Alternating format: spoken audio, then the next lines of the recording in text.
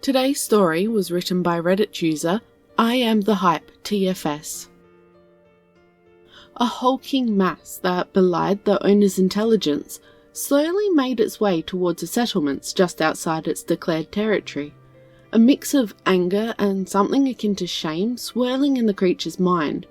It had been attacked, not by any predator, but by round-headed faceless invaders that hurled silent blazing light from something held in their hands, and loud steeds with round spinning feet. Perhaps if it had known they were coming, or realised their presence earlier, it would not have ended up in such a state, and as the apex predator of the region, being driven from its home and hunted were foreign concepts that defied understanding. Yet this is what it had come to. It fled from these hunters, and without thinking, the direction it chose to run was towards the settlements, towards the humans. It was only just keeping ahead of those who wished it harm, several bloody holes made by weapons that burned through its scaled hide, and limping badly as it trekked forward. Its subconscious choice of direction seemed the right one as it heard the sounds of pursuit fade. Not completely, but something seemed to give them pause, and the creature wasn't going to just let the opportunity pass. But why had it chosen this direction? Why did some part of it feel like the humans would help? Even the idea felt preposterous. How could those small, frail beings help it? When they first showed up, the creature thought they might be new competitors, but surprisingly, they appeared to be aware of what land it had claimed as its own. It had seen them from a distance as it patrolled its borders, and the reactions were always out of terror and panic when it allowed itself to be seen. They were amusing and harmless, and not enough meat on them to make it worth hunting them, even if it didn't already have ample prey. No, wait. There was one human who was different. As it trudged on, it found its mind wandering, maybe as a way to distract from the pain. A young offspring of a pair of humans who raised prey animals. The parents allowed their animals to graze just outside the border of its territory, with sturdy fence more meant to keep them in than it out. But that offspring, it had seen them once when they first learned to walk. Honestly, how had their species survived with how long it took to learn something so basic? It had accomplished the same feat within hours of its own birth. Yet when this weak runt laid eyes on it, instead of reacting with panic and running off on its wobbly legs, it just stood there, not frozen in fear. The creature knew more than well enough what that looked like. No, this had been different. There was something like curiosity but stronger in its eyes. Wonder, perhaps? Whatever it was, it finally snapped the little one out of their trance and compelled it to move towards the creature.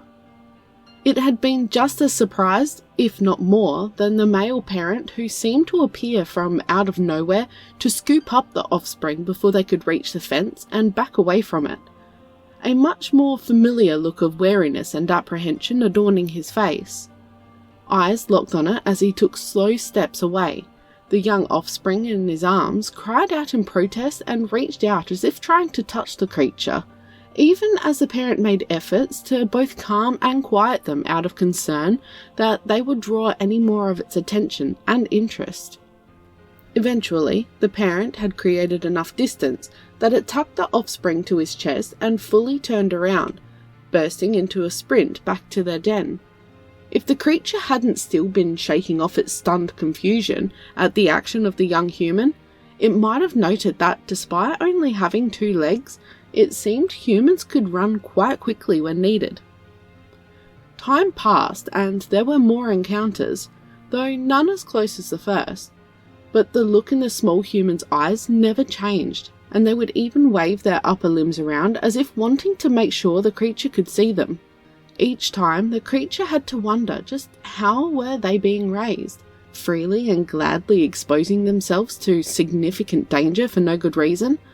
But if they didn't intrude into their territory, they saw no reason to be the one to teach them the consequences of their poor upbringing. The memories blurred, and the pain brought its mind back to the present as it approached the fence it had passed along so many times, watching the little human grow over the years. It hadn't seen them for a long while now, it realised as it forced its way between the posts. The moderate shocks delivered by the wires strung between them nothing compared to the agony it was already in, so it continued pushing until they snapped and it was able to drag itself into the grazing area. It didn't get far before its legs finally gave out, the blood loss catching up with it at last. It saw lights spring to life in the human den, and soon enough, a figure moving at that surprising swift sprint made their way towards it. The little human, but not so little anymore. Still small, but closer to the way all full-grown humans were compared to it. They slid to a stop in front of it with that same look in their eyes, but this time mixed with concern. They shouted something it couldn't understand over their shoulder, presumably to their parents, before speaking in hushed, calming tones and very cautiously reaching out a hand to stroke across the undamaged section of its hide. Their mouth was upturned in what the creature recognised as an expression of happiness, yet their cheeks were wet with moisture from their eyes in what it knew to be sadness. Even now, it couldn't understand this human.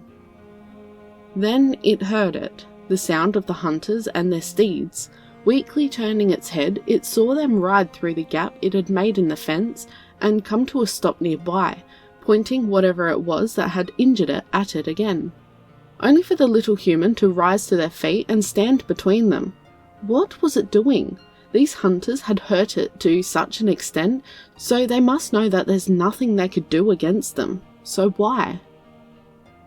Even the hunters seemed confused, and seemed to try to get them to move out of the way, a request which they emphatically refused, much to the clear annoyance of the leader. After a few more exchanges, the hunters shifted their aim towards a little human, and without thinking, the creature tried to move and draw their attention back to it, but it simply couldn't muster the strength.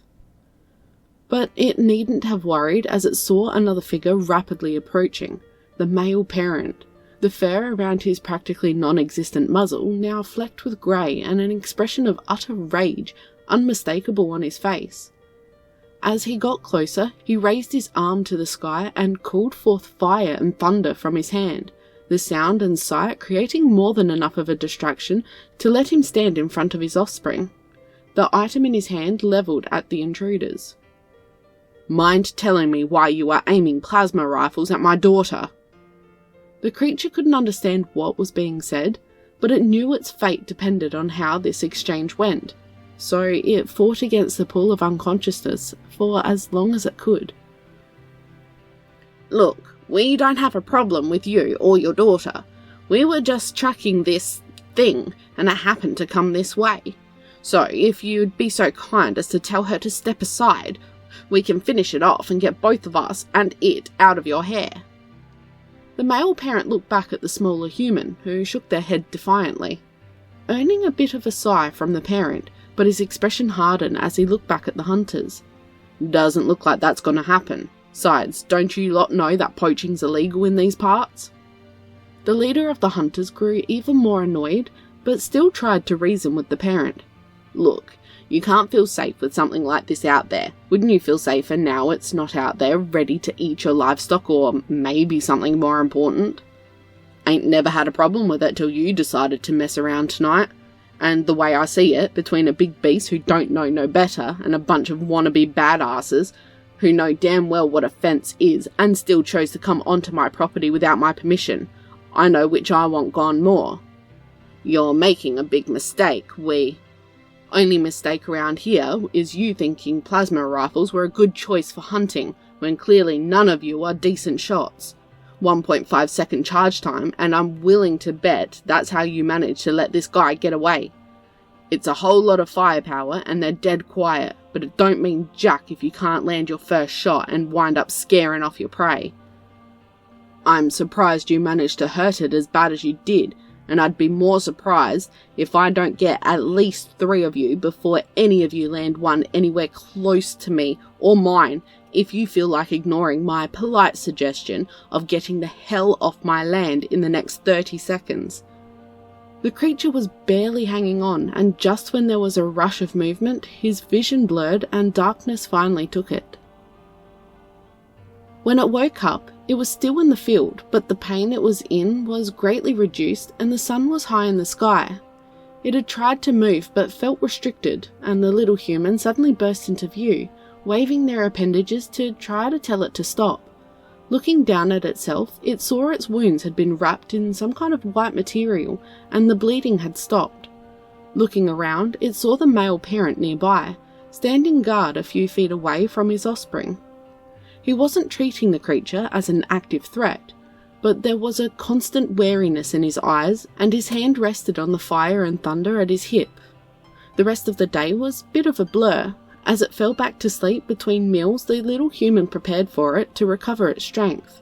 At one point, it awoke in the middle of the night to find the offspring missing and the parent still there. Though his gaze wasn't trained on the creature now, but on the fence.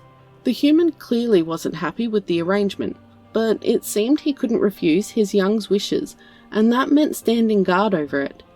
It seemed the previous night hadn't ended with violence, but he thought it might not be the last time the hunters would try their luck. Fortunately, that possibility never came to be, and over the next few weeks, the creature eventually regained its health, and it was permanently released from the restrictive material the little human had regularly changed out for new ones every few days. They had grown more and more bold over the course of their time together, going from tentative pats and strokes across its scaly hide to scratching under its chin and giving it kisses on the head, much to the obvious anxiety and stress of the male parent. But it was time for the creature to return to its territory, and the little human clearly knew it, wearing the same smile of happiness while shedding contradictory tears of sadness, like they had on that first night. The parent muttered what it assumed were expressions of comfort, as it slowly made its way back towards a hole it had made in the fence. But before it could leave, the little human ran up to it once more and flung its upper limbs around it in what it recognised as an embrace, another display of affection among the humans. After a few long moments, it rested its chin on top of their head and gently let out something akin to a tiger's chuff, but accentuated with a hiss. Another couple moments and the male parent called out, finally causing the little human to let go and allow the creature to disappear back into the trees. But not before turning back one last time, rearing back on its haunches and waving its front legs at the offspring, earning a squeal of delight it would remember for the rest of its life. Besides, it wasn't like this was goodbye forever. They would see each other again, from opposite sides of the fence.